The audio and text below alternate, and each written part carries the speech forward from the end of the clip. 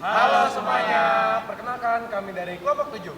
Saya Ridwan Prasetya. Saya Misa Hadi Saputra. Saya Yurasya. Saya Haryanto Farhan. Saya Naura Taskia dan saya Fakia Ramadhani. Selamat menyaksikan. Halo teman-teman, di sesi ini kita akan bahas mengenai perbedaan antara position dan interest dan mengapa sangat penting bagi kita untuk mengetahui perbedaan ini ketika kita berada dalam satu negosiasi. Terdapat alasan sederhana mengapa banyak orang gagal menemukan kesepakatan ketika bernegosiasi, yaitu karena masing-masing pihak memiliki sikap apa yang dikenal sebagai posisi, di mana masing-masing pihak menginginkan sesuatu yang sebenarnya tidak diinginkan oleh pihak lainnya. Masalah mendasar dalam negosiasi tidak terletak pada posisi yang saling bertentangan, tetapi pada konflik antara kebutuhan, keinginan, perhatian, dan ketakutan masing-masing pihak. Interest atau keinginan merupakan hal yang sangat berkaitan dengan kebutuhan dasar manusia. Interest dapat menjawab pertanyaan mengenai mengapa suatu pihak menginginkan sesuatu, dan melihat interest dibanding posisi memungkinkan kita untuk mendapatkan solusi dari permasalahan negosiasi yang sedang kita.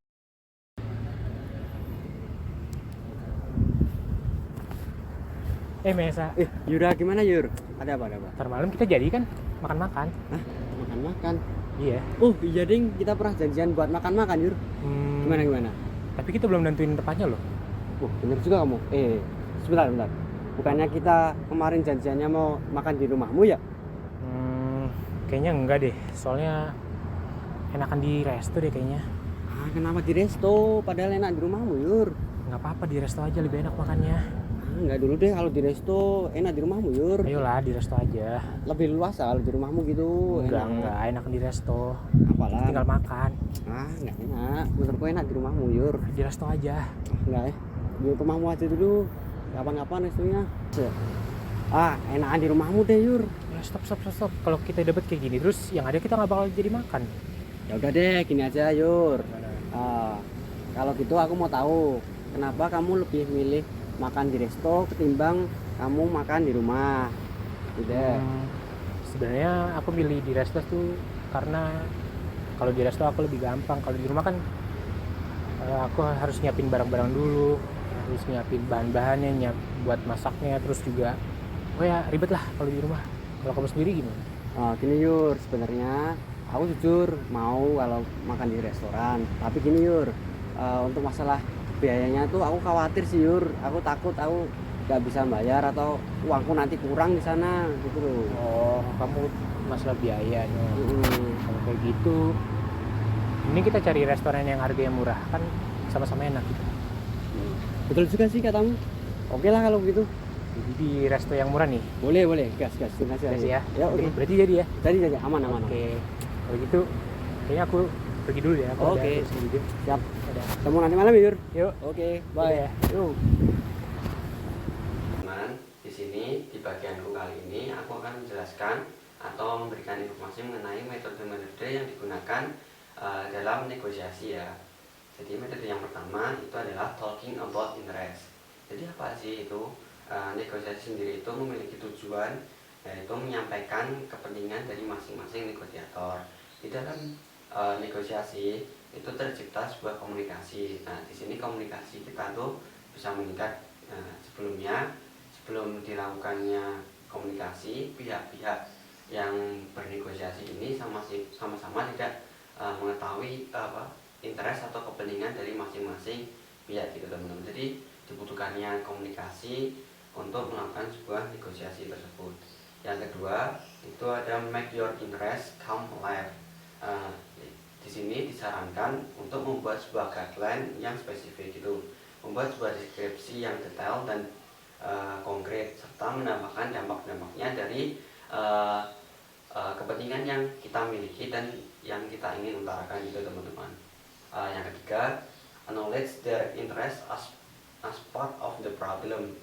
Jadi setiap orang itu pasti lebih cenderung mementingkan dirinya sendiri ya teman-teman, sehingga kita kurang peduli terhadap kepentingan orang lain.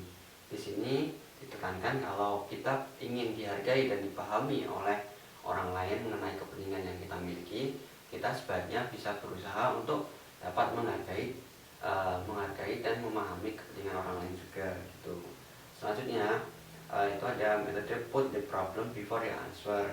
Itu apabila kita ingin seorang mendengarkan dan memahami alasan kita, berikanlah alasan terlebih dahulu dan kesimpulan kalau bisa yang kita miliki gitu, mengenai kepentingan yang kita miliki. Selanjutnya ada look forward not back. Apa sih itu? Dalam negosiasi itu terkadang satu sama lain itu tidak setuju akan beberapa hal atau beberapa masalah gitu, dan pembicaraan dalam negosiasi itu terkesan bolak-balik, padahal itu mereka pihak yang bernegosiasi itu sedang mencari sebuah kesepakatan yang bisa disetujui bersama-sama. Selanjutnya adalah be concrete but flexible. Dalam sebuah negosiasi kita harus tahu kemana arah tujuan negosiasi kita, dan tidak cuma itu, dan kita harus tetap terbuka akan ide-ide yang fresh dari pihak lain gitu. Jadi jangan tertutup gitu ketika bernegosiasi gitu. Terus yang terakhir adalah be hard on the problem, soft on the people. Memang dalam negosiasi itu tidak dipungkiri setiap negosiator itu keras dalam mempertahankan setiap kepentingan yang mereka miliki gitu ya teman-teman. Tapi hal itu tuh dapat dapat menciptakan stimulus kreativitas dari masing-masing negosiator gitu, untuk sama-sama mencari jalan keluar dan kesepakatan bersama gitu. Jadi kesimpulannya itu negosiasi yang berhasil itu membutuhkan sikap yang tegas juga, tetapi jangan tertutup, tetaplah terbuka menerima semua ide-ide dari pihak yang lain gitu teman-teman. Mungkin itu saja dari aku. Terima kasih telah menyaksikan. Sampai jumpa. Dadah.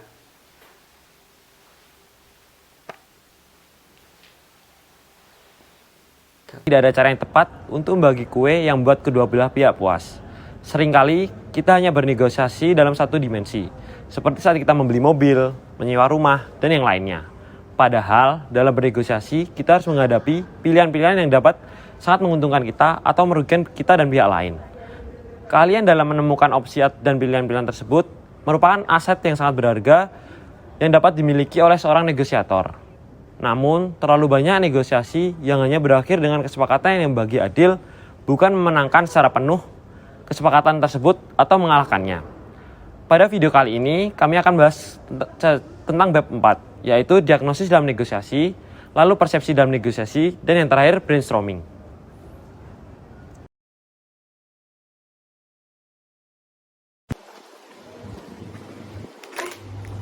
Ini buat aku ya, tapi aku juga mau.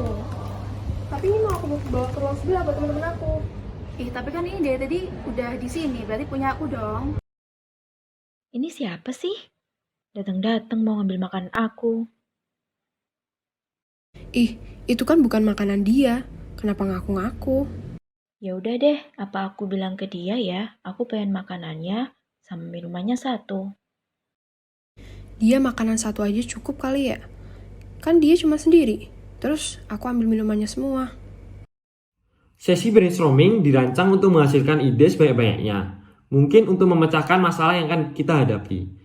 Aturan dasar utamanya adalah untuk menunda semua kritik dan evaluasi ide. Secara sederhana, menciptakan ide-ide tanpa berhenti untuk mempertimbangkan apakah ide itu bagus ataukah buruk, ataukah kita berpikir bahwa ide itu realistis atau non-realistis. Kita harus menghilangkan hambatan-hambatan tersebut untuk mendapatkan ide yang out of the box gitu, ide yang dapat mendapatkan kita banyak pilihan dan termasuk masuk akal gitu. Dalam sesi brainstorming, orang tidak perlu takut terlihat bahwa misal apakah itu ide yang bodoh atau ide yang buruk gitu. Di sisi lain bahwa kita harus percaya diri bahwa jika menurut kita ide tersebut masuk akal dan dapat menghasilkan pilihan-pilihan yang bagus, kita tetap harus mengajukannya. Sebelum melakukan brainstorming, ada beberapa cara agar kita dapat mendapatkan ide-ide yang bagus. Yang pertama yaitu menentukan tujuan. Jadi kita akan memikirkan apa yang Anda ingin dapatkan di akhir sesi brainstorming. Lalu yang kedua, memilih beberapa peserta. Biasanya dalam grup berisi cukup besar untuk memberikan pertukaran ide yang merangsang. Harus semua individu di dalam grup tersebut berpartisipasi, yang biasanya terdiri dari 5 sampai 8 orang. Lalu yang ketiga yaitu mengubah lingkungan. Memilih waktu dan tempat untuk membedakan sesi sebanyak mungkin, dan diskusi yang biasa dapat memberikan banyak pilihan dan ide-ide baru. Misalnya kita dalam satu kelompok, jika setelah selesai akan rolling ke kelompok yang lain. Lalu yang keempat yaitu merancang suasana yang informal. Dalam melakukan sesi brainstorming tidak perlu dengan cara-cara yang formal, karena itu dapat membuat sebuah sesi brainstorming tersebut menjadi kaku. Dengan cara-cara yang informal dapat membuat kita lebih menjadi rileks gitu. Lalu yang terakhir, yang kelima, yaitu memilih fasilitator yang bagus atau yang memiliki kapasitas yang baik. Seseorang dalam sebuah rapat perlu memfasilitasi untuk menjaga agar rapat tersebut tetap terjaga pada jalurnya.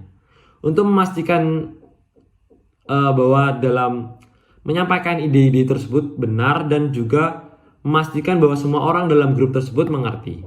Kesempatan untuk berbicara dan menegakkan aturan-aturan dalam cara-cara berdiskusi. Ini punyaku. Ih, punyaku. Enggak, ini tuh punyaku. Punyaku. Apaan sih ini kalian ribut-ribut? Ada apaan sih? Ini dia datang-datang tiba-tiba langsung ambil aja. Nah, kalian kayak anak kecil aja sih, kan kalian udah gede. Coba deh, kalian maunya gimana berdua? Iya, aku tadi udah bilang aku mau ambil minumannya dua, soalnya mau aku bagi ke temen aku. Dianya nggak mau. Aku mau makanan satu, minuman satu. Soalnya aku belum makan dari tadi pagi.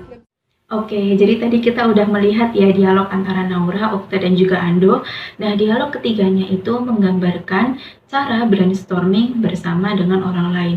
Walaupun brainstorming bersama dengan orang lain itu terlihat dan terkesan lebih sulit daripada brainstorming dengan diri sendiri, tetapi cara ini itu juga menghasilkan manfaat. Seperti kita bisa menghasilkan ide-ide yang bersifat lebih mutual gain, lalu kita juga bisa menciptakan suasana pemecahan masalah bersama, dan juga masing-masing pihak itu akan lebih menghargai pendapat dari pihak lain. Gitu dong. Sabar. Nah, gini dong. Si Okta ada temen, dan kamu belum makan dari pagi. Nah, coba deh kalian pikirin lagi berdua maunya gimana. Karena kalau makanannya kita bagi dua, terus kita masing-masing dapat minuman satu. Nah, biasanya ketika kita melakukan brainstorming, kita itu hanya fokus kepada satu solusi pemecahan masalah. Padahal kita bisa loh memperluas lagi opsi-opsi lain yang akan kita ambil sebagai solusi dari sebuah masalah. Nah, bagaimana sih cara melakukannya? Kita itu bisa mengikuti 4 basic step ini. Yang pertama, kita bisa mengidentifikasi terlebih dahulu permasalahan yang terjadi. Lalu yang kedua, kita menganalisis dan juga mendalami lebih dalam lagi permasalahan yang sedang terjadi, sehingga nantinya kita dapat memperluas opsi-opsi lain untuk kita ambil sebagai solusi suatu permasalahan. Lalu yang ketiga, kita memilih tindakan-tindakan mana saja nih yang tepat untuk menyelesaikan suatu permasalahan. Tindakan ini lebih dari satu ya teman-teman, karena kita ingin memperluas opsi untuk kita pilih sebagai solusi dari suatu permasalahan. Lalu yang keempat, kita menentukan satu opsi dan juga satu tindakan yang tepat dan juga sesuai untuk kita aplikasikan nantinya sebagai pemecahan suatu masalah. Selain 4 basic step yang telah disebutkan sebelumnya, terdapat cara lain untuk menghasilkan lebih banyak opsi. Di antaranya adalah dengan melihat masalah dari perspektif profesi dan disiplin ilmu yang berbeda, dan mempertimbangkan bagaimana setiap ahli atau individu dengan latar yang berbeda akan mendiagnosis sebuah situasi. Kita juga bisa menciptakan kesepakatan dengan kekuatan yang berbeda, yaitu dengan memikirkan versi alternatif yang lebih lemah jika kesepakatan yang diinginkan tidak dapat terwujud. Kita juga dapat mengubah ruang lingkup suatu kesepakatan, mempersempitnya atau membaginya menjadi beberapa bagian yang mungkin lebih mudah untuk dikelola. Nah, Gitu dong, kan adil tuh. Mutual gain dalam negosiasi berarti membuat penawaran yang baik bagi kedua belah pihak. Dari cuplikan sebelumnya dapat dilihat bahwa kedua pihak berhasil menciptakan keputusan yang dapat diterima setelah melakukan negosiasi yang ditengahi oleh negosiator. Perlu diingat lagi, dalam membuat keputusan, penting bagi pihak yang bernegosiasi dan negosiator untuk mempertimbangkan kepentingan yang berbeda agar dapat menciptakan keputusan yang menguntungkan kedua belah pihak. Masalahnya aku nggak mau makanannya, aku cuma mau minumannya. Tuh kan, udah aku kasih opsi yang adil loh, dia malah nggak mau. Jangan gitu dong, Tak. Kan Naura juga udah ngalah. Kamu nggak kasihan apa sama Naura? Ya juga ya, ya udah deh makanannya kita bagi 2. Salah satu cara untuk menemukan kecocokan pada sebuah negosiasi adalah memberikan opsi yang dapat diterima kedua belah pihak dan bertanya preferensi mereka. Kalian dapat memberikan varian opsi yang menarik kepada mereka dan tetap mempertimbangkan cost benefit yang didapat oleh kita sendiri. Contohnya adalah, pada suatu hari ada seorang karyawan sales yang meminta kenaikan gaji kepada bosnya. Pak, saya mengajukan kenaikan gaji sebesar 500 juta rupiah. Saya sudah bekerja sangat keras dan menaikkan revenue perusahaan ini hingga 50%. Saya berhak untuk mendapatkan kenaikan gaji. Ya, benar sekali. Kinerjamu sudah sangat bagus sih tahun ini. Kamu mau naik gaji 500 juta atau 400 juta, tetapi bila performamu kembali seperti tahun ini, kamu akan mendapat 200 juta rupiah. Dan tentu saja karyawan itu sangat percaya diri bahwa dia akan mencapai performa yang sama tahun depan. Oleh karena itu, dia akan memilih pilihan yang selanjutnya. Dengan apa yang didapat dari cerita tersebut, tentu saja adalah dovetail atau kecocokan. Intinya untuk mencapai atau mendapat suatu dovetail atau kecocokan, caranya terdengar mudah, namun ternyata sulit untuk dilakukan. Pertama adalah, carilah sesuatu yang low cost bagimu, tetapi high benefit bagi orang lain. Semua ini dapat dicapai dengan adanya perbedaan. Seperti moto dari para negosiator adalah, Vive la différence. Negosiasi merupakan proses yang bergantung pada pihak lain untuk mendapatkan pilihan yang kamu mau. Pertama, kamu harus membuat pilihan yang mudah bagi mereka, dalam artian pilihan yang menarik. Cara ini dapat dicapai dengan cara memposisikan diri kamu kepada orang atau entitas tersebut, dengan menanyakan, apa yang saya inginkan apabila saya ada di sepatu mereka. Kedua adalah, berikan opsi kepada mereka yang tentunya membuatmu puas juga. Ketiga adalah, jangan memberikan terlalu banyak ancaman. Seringkali kita menggunakan power kita untuk mengancam seseorang tanpa memandang konsekuensi yang akan mereka terima. Oleh karena itu, kita harus dapat memberikan nilai tambah juga bagi mereka, walaupun dalam skala yang kecil. Hal tersebut dapat membuat kedua belah pihak merasa puas. Nih, Kasih. makanannya mana? Itu makanannya.